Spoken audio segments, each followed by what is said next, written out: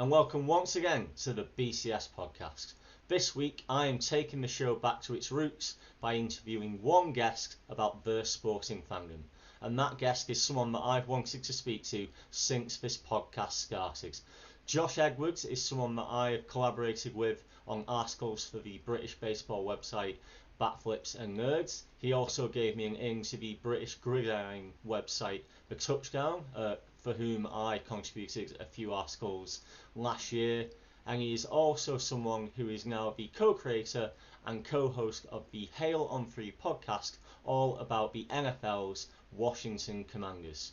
I really enjoyed having this chat with Josh, and I hope that you really enjoy listening to it. And so without further ado, here is Josh Edwards. I will start this conversation as I do with every chat that I have with a guest. Who do you support, Josh?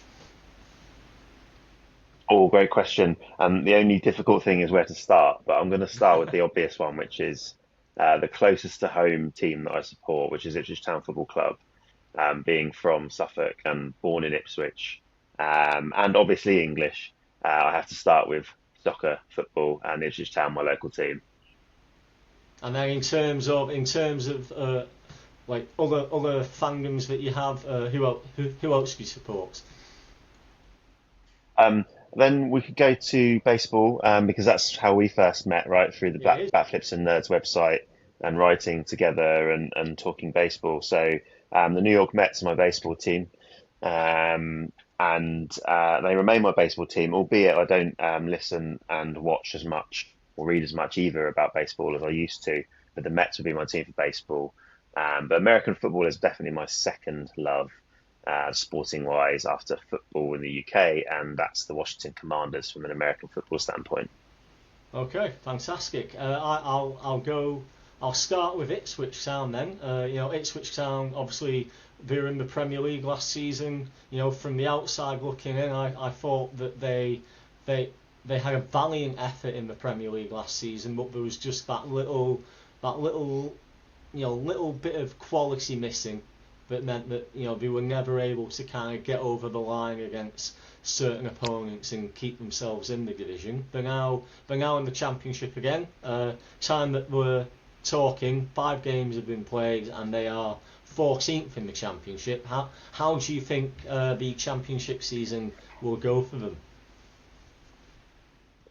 I'm still really bullish and confident. In the off season, I was really confident that with Kieran McKenna staying on as manager for the time being, and with the acquisitions we'd made both last year and in this transfer window before the season started, I thought we would go up, and I was confident in that, and I still am actually. So it's been a slow start, but it takes time for these players to bed in, right, and gel. And we also signed a few players, after the start of the season before the window ended. And I did always think it was going to be a bit of a bump coming back down to earth in the Championship. It's a tough league, a physical league, and a kind of difficult place to play football at times. But I've still kept the faith early doors in spite of some difficult results, and I do think we'll get promoted. You can hold me to that. We'll see at the end of the season. We can have a chat, right? See if I was right or wrong. But I think the quality's there, and I think we will start to come together. And the last result, the 5-0 against Sheffield United, who, to be fair, are a dreadful team at the moment, or were before they reinstated Chris Wilder. We'll see how that goes. But that 5-0 win last Friday night was kind of hopefully signs of things to come. Yeah, so one of the things that I've become very aware of when it comes to relegated Premier League teams in recent years is that there are some that have kind of gone into a bit of a free fall. Like we've seen Luton Town, they were in the Premier League, much like Ipswich. They gave a very good account of themselves, but were maybe lacking a bit of on-field quality, and then they ended up going straight down to League One, and they're in the same division as my team, Wigan Athletic now. Do you think there is any danger of that happening with Ipswich, or is there enough there for Ipswich to buck that trend and not follow the likes of Luton Town and Birmingham that have had that kind of free fall in recent years? It's a good question, a fair point. I mean, many Ipswich fans and friends of mine were concerned about the potential of that, having seen it happen recently. Um, I think the fact that we have the investment we do in the club from overseas, from American shareholders who have continued to plough money in the off season to buy new players, and the fact that we were able to sell players upon going down, which makes us much more stable financially. Those two things, coupled with McKenna staying for the time being, I think we're very unlikely to free fall, as you kind of put it, as Luton did.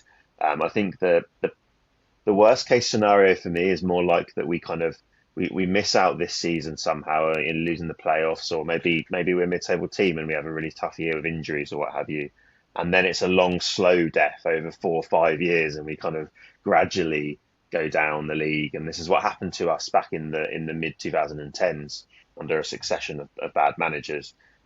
We had that sort of long, slow death, as I just put it, and we kind of ended up whimpering out of the division. I think that's more likely than an immediate relegation again, just because of the kind of money we've been able to put in and the players we've signed, I think. Yeah, and in Kieran McKenna, you've got a very good young manager. That, as you've already alluded to, he is someone who is very much coveted by other clubs potentially.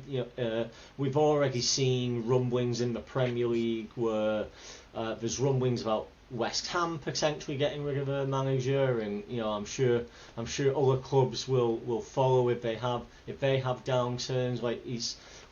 Are you expecting Kieran McKenna to still be at Ipswich at the end of the season? I was convinced he was going to leave when we were relegated. Actually, I had assumed that a team like you mentioned, a West Ham, a Tottenham, Palace, Brighton, if the stars aligned for one of those teams that wanted an up and coming young manager, I thought that would happen. It didn't quite, for whatever reason. And now, the longer that's not happened, the more confident I am that he's sticking around for the long haul. I don't know. I mean, have you heard much kind of outside of your research and chatting to me? Have you heard much of Kieran McKenna's name? Because I kind of feel like I'm in a bit of a bubble and think he's, the best young English manager or young British manager out there. But I don't know if that's kind of seen outside of the kind of Ipswich bubble. As someone who is a bit more objective in this. I mean, I've certainly heard other names be mentioned. Certainly when it comes to West Ham, like at the time we're talking, Slaven Bilic is a name that's been mentioned by a couple of media outlets as a potential replacement for Graham Potter. I've not heard Kieran McKenna's name in relation to the West Ham role, but just as you say, he is someone who is seen as one of the best young British managers. So I'm not going to be surprised if his name starts coming up in terms of West Ham, in terms of other clubs in the Premier League. I think there's a scenario where, given that he used to be a coach there, Manchester United might even be a club that he's mentioned alongside of. That was certainly something that was happening last summer when Jim Ratcliffe and Ineos first took over. So as much as I haven't heard his name coming up yet, I personally am not going to be surprised if his name does come up. Certainly with some clubs in the Premier League, because as you say, it's not just in the Ipswich bubble that he is regarded as one of the best young British managers in the game. Yeah, and sometimes it just takes a bit of a domino effect, right? If a few clubs are really still underperforming at the top level in November, December, and those sackings start to come, the first one usually precedes a few more, and then names start to get mentioned again. And I think, to take Ipswich back up would be another real, brilliant badge kind of thing for him, another notch that he could say, look, I did it. Did the amazing thing of taking Ipswich up twice in a row from League One to the Premier League. We struggled. We were a bit unlucky, but we struggled as well. We were a bit naive. We went down. And then I got them straight back up. Like, he would then be an even hotter commodity, I think, for that. Yes. And the loyalty that he showed to the club as well, right? Yeah, absolutely. Like, he's as we say, like, he's I think we're both agreed on, this is, Kieran McKenna is someone who is very much a flavour of the month manager in terms of we've seen his quality thus far.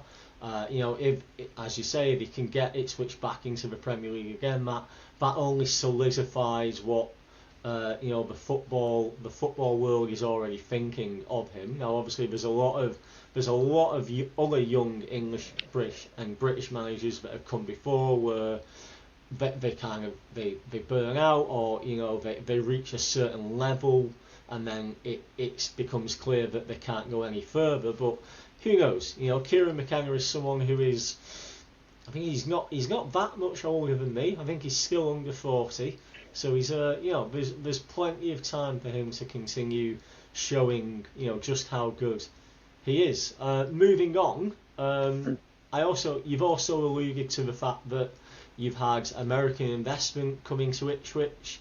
Obviously you've got the very shiny public face, which is Ed Sheeran, but he has a very small percentage in the club in terms of his ownership, whereas the Americans have come in and they've got a more substantial stake.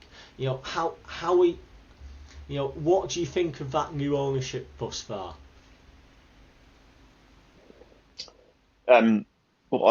It's really difficult to.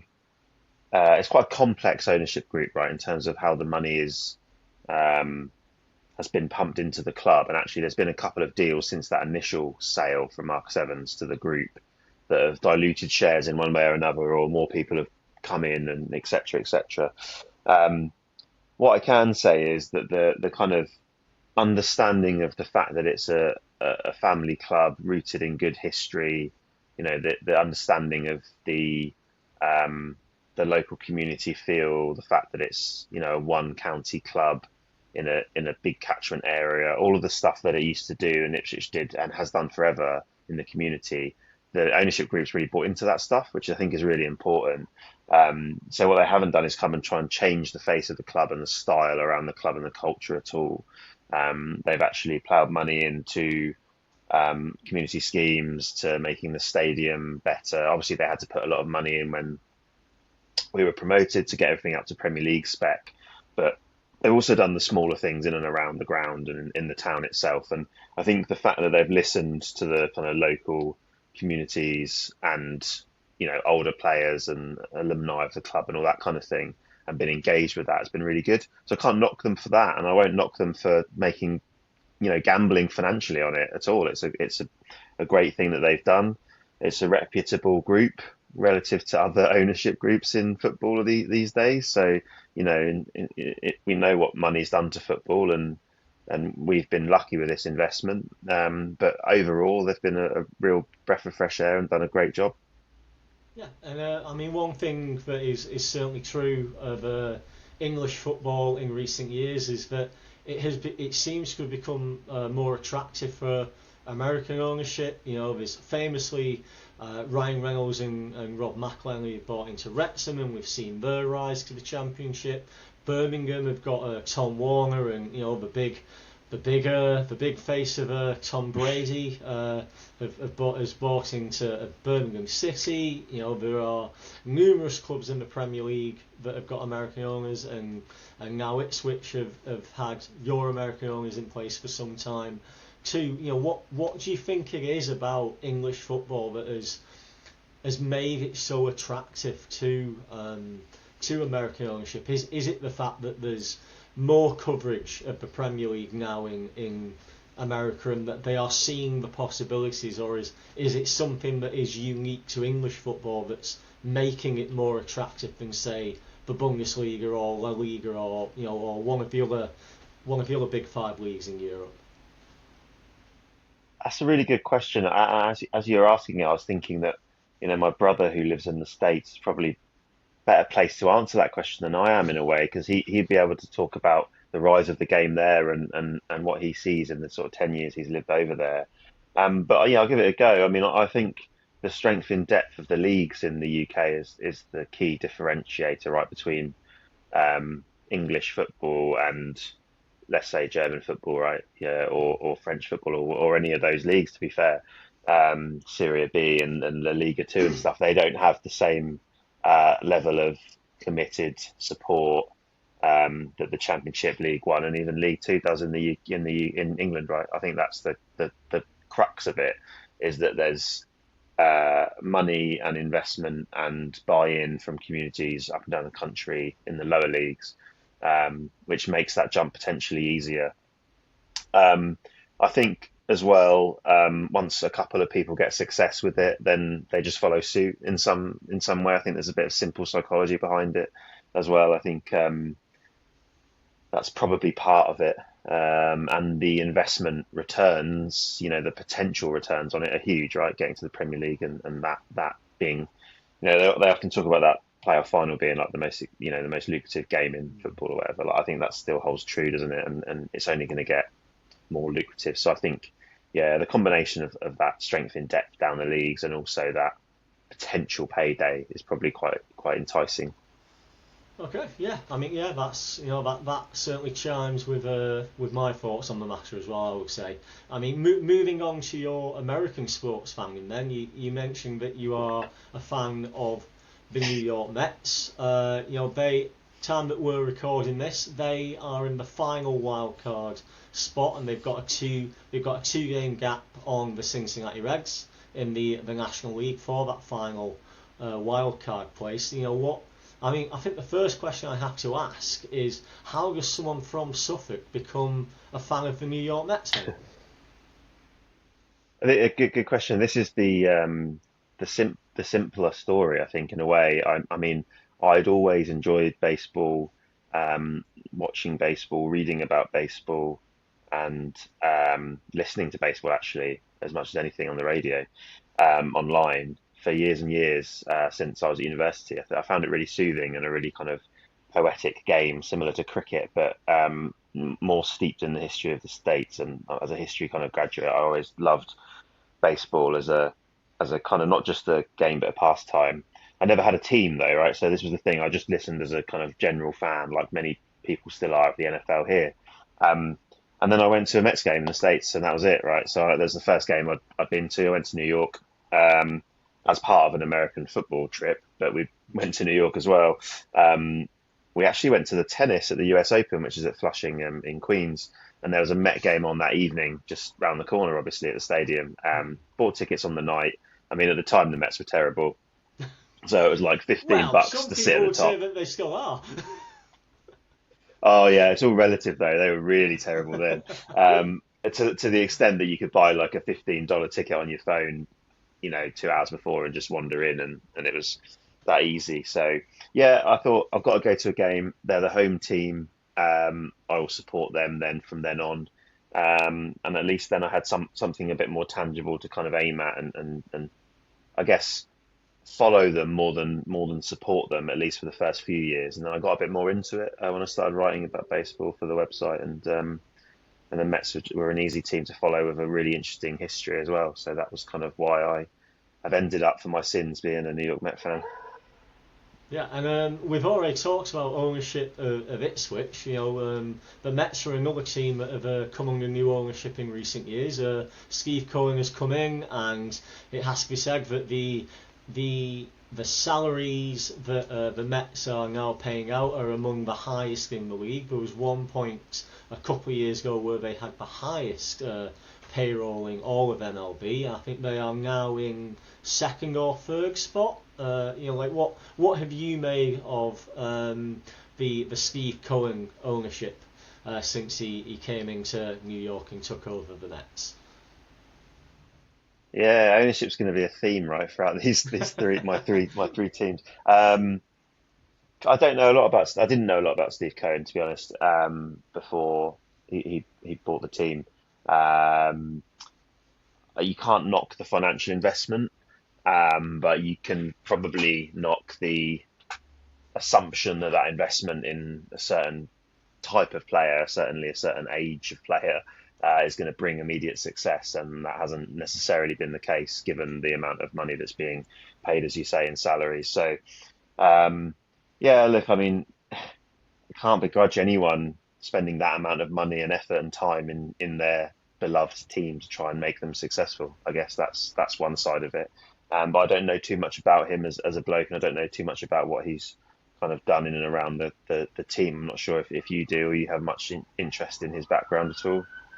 Yeah, so I mean, he came in as a tech magnate, and I think the thing that struck me from the outside looking in, and this is this without wanting to sound like a embittered A's fan, he came in and he was prepared. He was prepared to spend money on players. He was prepared to actually bring players in on sizable contracts. He was prepared to compete with the big boys to get the best free agents in, and I'm saying this as an A's fan who, yes, we have brought some players in on big contracts like Luis Severino. We brought in as a free agent from the Mets on the biggest guaranteed contract in the history of the A's franchise last summer, but a lot of that was because we had to spend the money, or else we would lose our share of the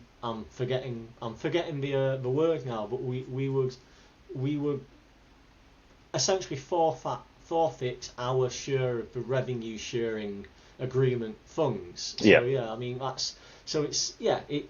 for me as a baseball fan, I certainly look very favourably at Steve Cohen as this guy's come in, he's put his money where his mouth is, and he's trying to get some success into Queens, New York for the Mets, and that's surely must be a great thing to see for Mets fans all over.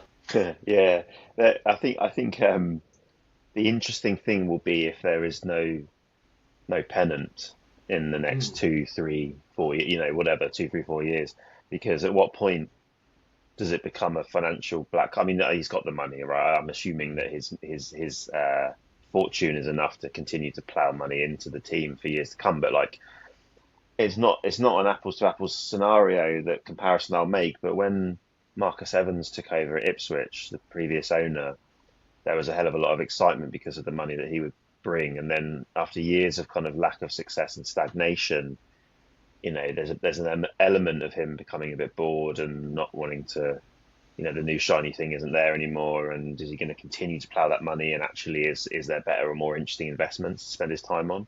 I don't know if that's as likely with Cohen, right? Because I think it does seem that he's a huge fan at heart. But is he going to just maybe put the brakes on a bit of that investment in a few years if there isn't that success that people are expecting now, right? That's the thing. Like the Mets before the season especially before last season, were considered a pennant favourite or up there, right? Just because of the money and the players they'd signed. How long is that going to go on for? That's an interesting thing. So I've got my eye on that, and I will see if the kind of mood changes a bit amongst the fan base. That'll be interesting to see. Yeah, well, as a fan, how do you see it playing out then? Because obviously the Mets got to the NLCS last season. It was they had a lot of good.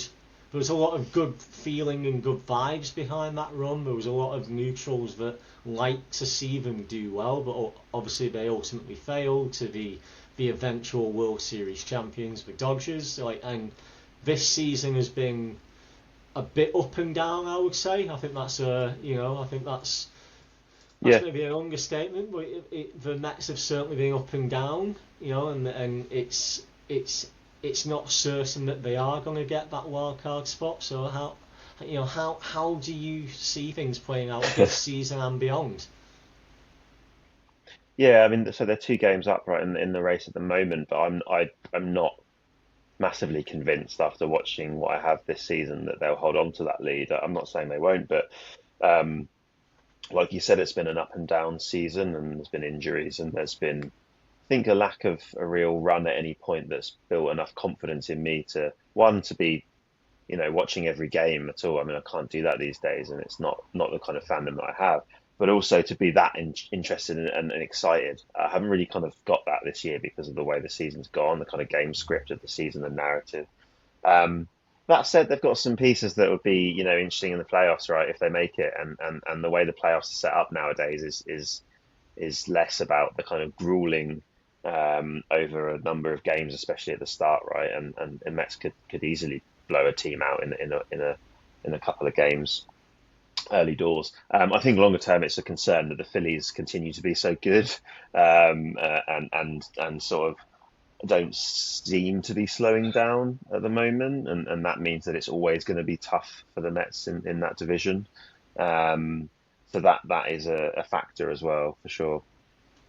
Certainly. But, I mean, I say this as a neutral, but, I certainly do want to see the Mets do well because, I think as baseball fans, we all hate the Yankees. So, it's good to see it's good to see, the Yankees having some genuine competition, in New York for who's the best team. But, it's, if the Mets continue to be good, if they continue to get better, it also makes the National League more competitive in a league where, as you mentioned, the Phillies are very good and have continued to keep being good.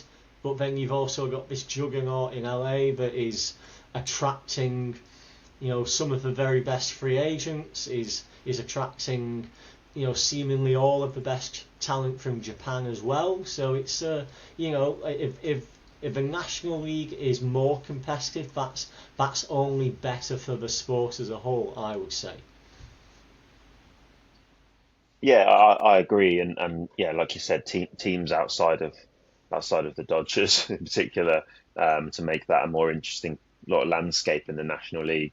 Um, I think it's similar in all sports, right? Well, it's certainly in the NFL as well, when you have a set number of teams that seem to be good every year in the conference, and you just think who's going to come and challenge them, and it can almost get boring in that sense. Never on a week to week basis, but like on the longer term, when you look and go, oh, it's the Chiefs again, it's the Dodgers again, or whatever, those kind of era teams that manage to span years and years of victories. So yeah, if it's the Mets, great. If it's another team, not as great, but happy for that as well because I like it when the apple cart's upset. Certainly, yeah. And you've mentioned American football there. I think it's now's as good a time as any to get into your fandom of the Commanders. As I mentioned in the introduction, you are the co-founder and co-host of the Hail on Free podcast with your brother Lee and your friend James.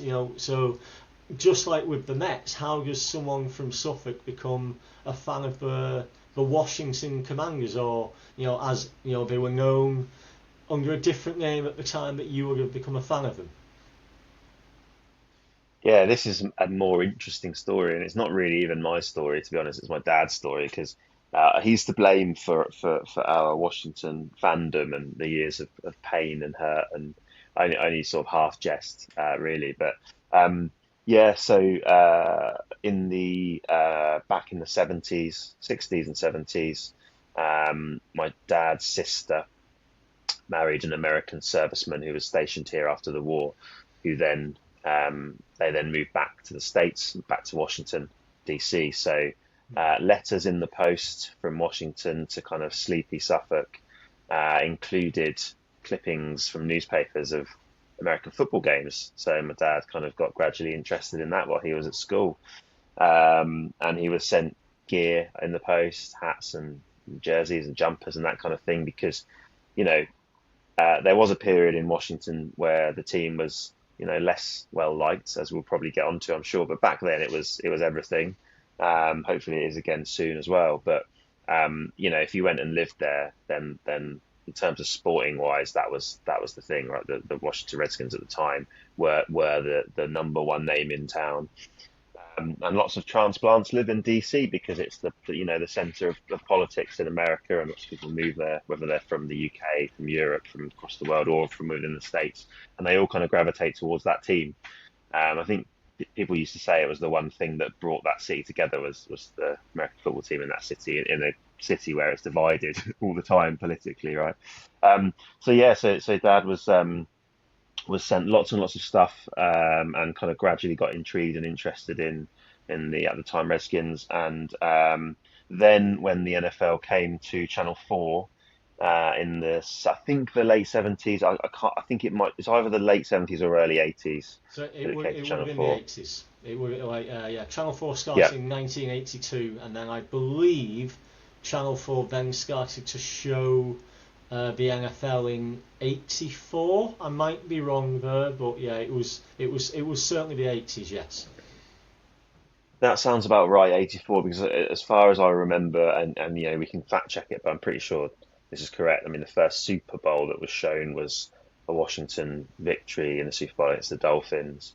So Dad was able to then watch them on Channel 4 and continue to kind of get news from the States about the team and find out the scores the week later in the post and all that kind of stuff and over the phone. So he's the reason why I support the Washington Commanders as they are now, because of his family history with them. Obviously, a lot easier for me to get involved and knowledgeable quickly about the team in the internet age. So in the sort of early to mid 2000s was when I first started to get properly interested. 2004 2005 season, and then it's just been a kind of torturous love affair since then, I would say. I think the thing that I have to ask you when it comes to the Washington Commanders, and you've alluded to this in your in the chat that we've had, and I kind of know how you feel about this issue because of your podcast, the Hail on Free podcast. Obviously, the Washington team has been known by a variety of different names. Certainly, in the last few years, there was it was known by one name for a very long time that you've mentioned previously. I know how you feel about this because you've talked about it on the pod, but please do humour me. Like how do you feel about the fact that you were one name, you then became the Washington football team, you are now the Washington Commanders? How does that sit with you as a fan? Yeah, I mean, it's a really complex one, right? There's a lot that goes into this. Um, I think that I wrote about this in a blog post, which I can no longer find, which I'm really gutted about, because it was on, I think it was on WordPress or Substack or something. It wasn't on a kind of publication. It was just my rambling thoughts about all this. I remember writing at the time when we changed to Washington Football Team, that it was absolutely the right thing to do at the right time, and things had moved on, and the kind of cultural zeitgeist at the time was very much in favour of a name change. And if there was anyone out there that was sort of sincerely offended by what was a kind of slur by the dictionary definition, then let's change it and then move on. And that doesn't kind of change anything about the great history of the team or any of those Super Bowl victories or anything like that. And it doesn't diminish anything, and it doesn't kind of annoy me. So that was how I felt at the time, and I felt like it was the right thing to do. Um, Even though there's so much to it, and there's so much to why the name did change, and what kind of actually forced that into happening was a very different and difficult and strange scenario, and kind of confluence of events. Like, people could write about that in the future, and it would be really interesting to see what is written.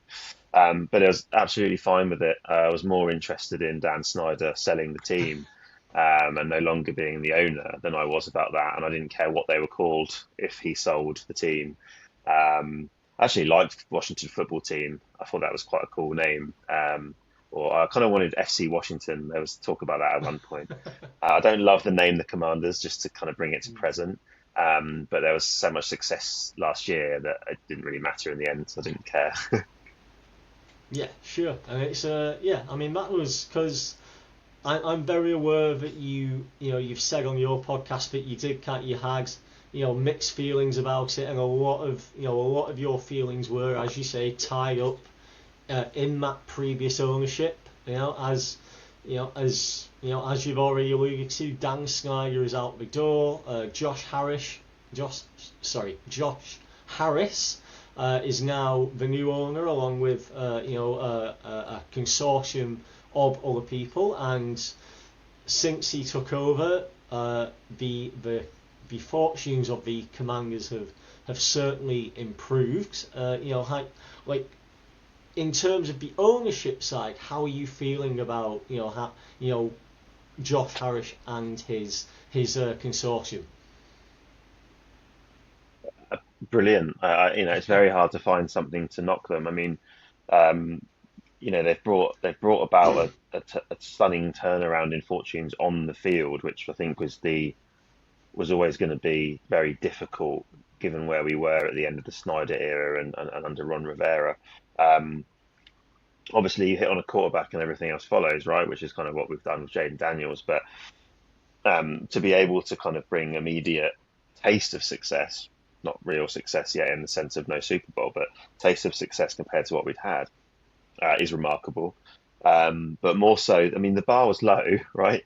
So Dan Snyder took it one of the most prestigious and loved sporting institutions in America, and ruined it. And it was impossible to do that. Like you could run a university course on how not to run a business and take something that loved and that brilliant and run it into the ground.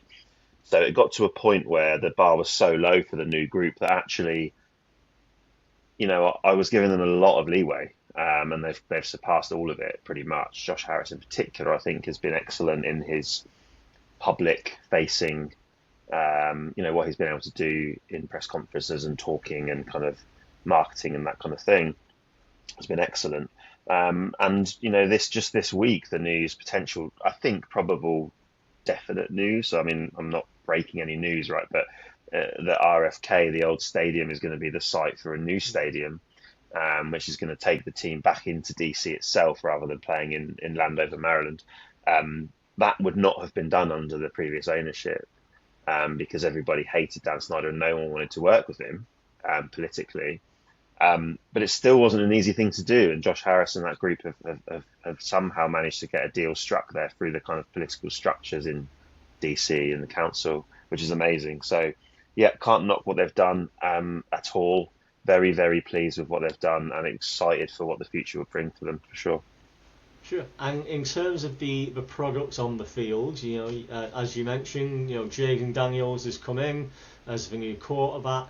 Dan Quinn is the new head coach. I think they surpassed all expectations. I would say. I know you were very optimistic before the start of the last season, the 2024 season, but I think it would be fair to say that they surpassed all expectations last year. At the time that we're talking, the Commanders are 1-1, and they're heading into the Week 3 game against the Raiders. But sadly, for you at least, Jayden McDaniels is not going to be starting, and actually Marcus Mariota is going to be the starting quarterback. That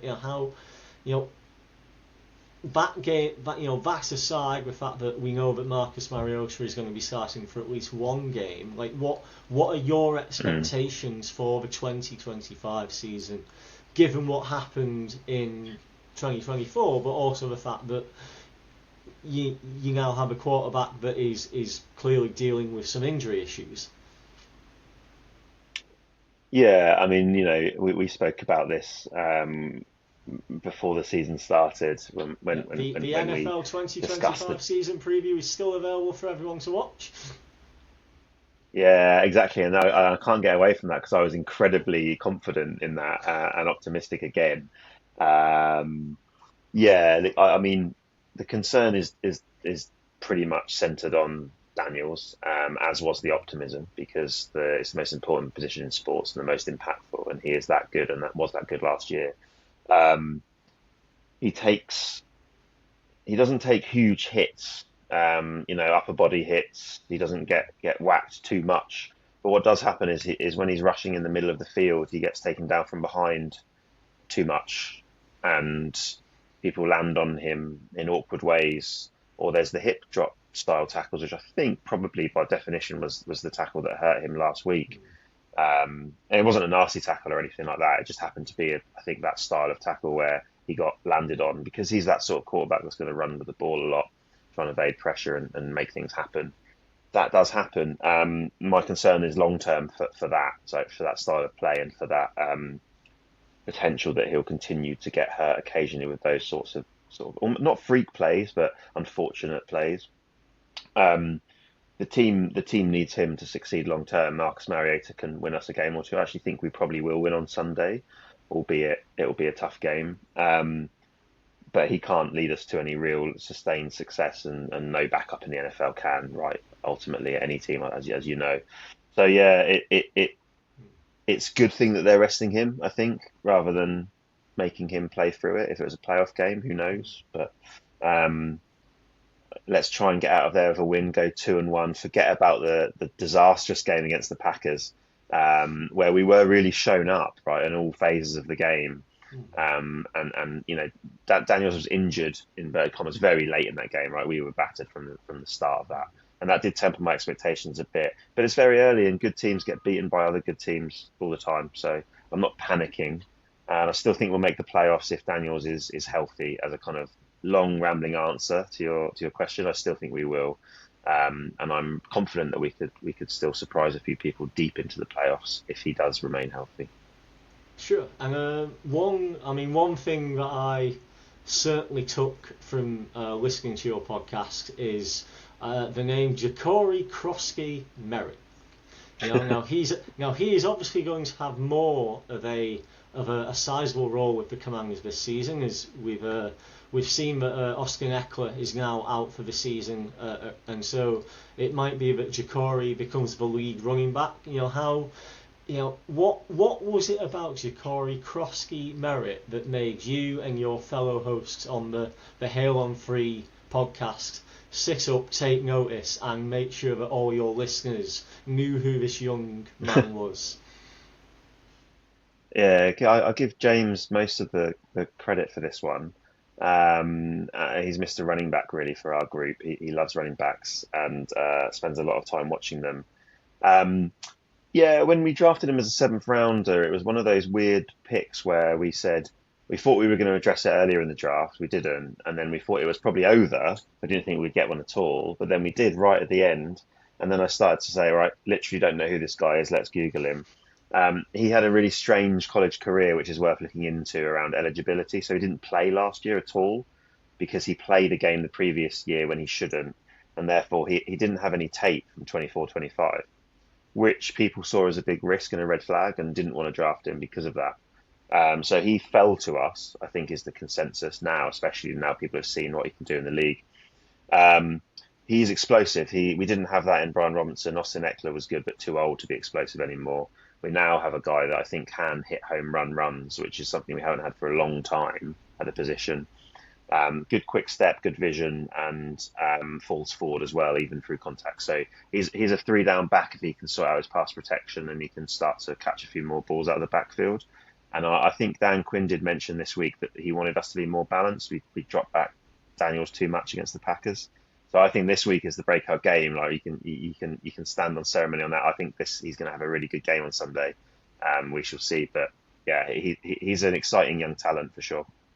Sure, and one last thing on the Commanders before I ask my final question. For me, you are one of the most knowledgeable NFL fans I know. You know the Commanders inside and out. So that being said, you have got some very good young players there, other than Jayden Daniels and Jacory Croskey-Merritt. Who else on that Commanders team should we as neutrals be paying attention to? Good question. I think Trey Amos on defense is the cornerback that we drafted in the second round. He's already shown flashes of ability. Cornerback's a really difficult position in your first year in the NFL to be good at. Basically, you're going to get shown up because you're suddenly playing against guys in the league that are clever, and there's different route concepts and all that kind of stuff. And these receivers that you're playing against just top tier. So corner's really tough to learn a defense and shine early, but he's already shown signs of that. Some good pass breakups and running stride by stride with really good receivers. So Trey Amos is a guy that I think has all the physical skills, and if he can put it together, will be could be a star corner in this league. Not a sexy position, but a really good player. And I think the other one that I would pick is maybe a bit more out there, but Jalen Lane, who is the wide receiver that we drafted in the fourth round this year, so another rookie. He hasn't yet turned his potential into kind of on-field production, but he's a really, really good punt returner. So I think we might see him break a couple of punt returns and gradually get more involved in the team as things go on, from the slot in particular as a receiver. So Lane on offense, he could be explosive and interesting, and Amos on defense. Sure. All right. Fantastic. Well, before we close, I want to close this chat out by giving you an opportunity to plug your podcast. I've already mentioned it a few times. The Hail on Free podcast. It's presented by Josh, his brother Lee from Chicago, and their friend James. I can certainly give it my endorsement. The episode where they talked to a certain Patriots fan, I thought was particularly good. But the episodes before and after that are also very good as well. So just as I'm getting you to promote this in your own words, Josh, what was it about podcasting and about the Commanders and the three of you that made the three of you want to start a podcast about the Commanders in the first place, then? Well, first, thanks for plugging it already throughout the show. You've done you're a master at this already, obviously, and for coming on. And actually, that episode where you did come on had a lot of downloads. Actually, we had some good numbers. That one, that was good. Wow. Yeah, we yeah, yeah, we chat all the time, Lee, James, and I, in a WhatsApp group, and have done for a few years. Especially as James has become, as fanatical as we were, because his story about following the team is just from going to a game with Lee years ago and then kind of catching up in terms of fandom. The three of us chatted so much that we thought, why don't we put it out there as a chat or give it a go as a podcast? Just because everyone else seems to be doing it and seems to be enjoying it, and it was more a case of we'd be able to catch up together over the phone, over kind of this sort of setup. And maybe become a bit more invested in our time together as friends, and trying to kind of make it a bit more formal. So that was the real reason to do it, right? We're just going to chat so much already, why not put it out there? And some people might enjoy it, but even if we get 2 or 3 listeners that enjoy it, that like the Commanders or like NFL generally, then it's a win for us. Sure. And a bit of a skill, right? I'm sure you find the same, right? For your pods, it's a skill and it's an interesting thing to kind of gain confidence in, and editing and all that kind of stuff is always good, right? So Yeah, absolutely. Like it's I can look at the pilot episode of the BCS podcast, and in terms of the technical aspects, it has certainly come on a lot in terms of me having to learn how to edit, how to tell a story, how to create a story out of these interviews, or certainly the times where you've contributed a segment, making sure that you tell a story and connect those segments up so it all flows well for the listener or the viewer. So I'm absolutely on board with you on that point. So Josh presents the Hail on Free podcast. It's a fantastic listen. I would go so far as to say it is a better, more well produced podcast than this one. And I I don't think so. Oh, I absolutely do think so. I think that the way you edit it, the way the levity and the familiarity that you, Lee, and James have, it shines through, and it helps to make that podcast, many things that the BCS podcast is not, and I absolutely, even if you are not a Commanders fan, if you're just an NFL fan, I would wholeheartedly recommend that you listen to it. And just to close out, Josh, where can people go to listen to the Hail on Free podcast? Yeah, so Spotify is the best place to get us. We're not on YouTube, but we're on Spotify and Apple Podcasts. And if you want to get in touch, we are on X at Hail on Free Pod. And you can DM us if you want to come on the show. We are all more than willing to have contributors come on and have a chat, even if it's just about your team and the Commanders aren't playing, then we're happy to. So yeah, Spotify and Apple Podcasts is the best place. So there you have it. If you couldn't tell, I could have spoken to Josh for hours there. He, for me, is someone who not only is a great guy, but he knows his sports. I don't know anyone who knows more about the Washington Commanders than Josh. And that is why the Hail on 3 podcast is the only non-visualised podcast that I listen to. Because not just is there that genuine camaraderie between Josh and his co-hosts, but it's all backed up by knowledge. They know what they are talking about, and you come out of an episode not only knowing more about the Commanders, you also know more about the NFL and about American football as a whole. And that for me is what I want podcasts to be, and it's certainly what I hope this podcast is. I hope that when you listen to this podcast, you come out of it not having just listened to some opinions, you come out of it more knowledgeable. You know more about the subject, whether that's a sport or it's the manosphere or whatever. And that is certainly what I hope this podcast continues to be. For now then, that is the end of another episode of the BCS podcast. As always, I thank you very much for joining me, and I certainly do hope to see you again next time. Bye bye now. The BCS podcast is written, produced, edited and hosted by me, Brett Walker. Thank you to Boris Anderoff and Pixabay for the use of the music and sound effects in this podcast. This week's guest was Josh Edwards.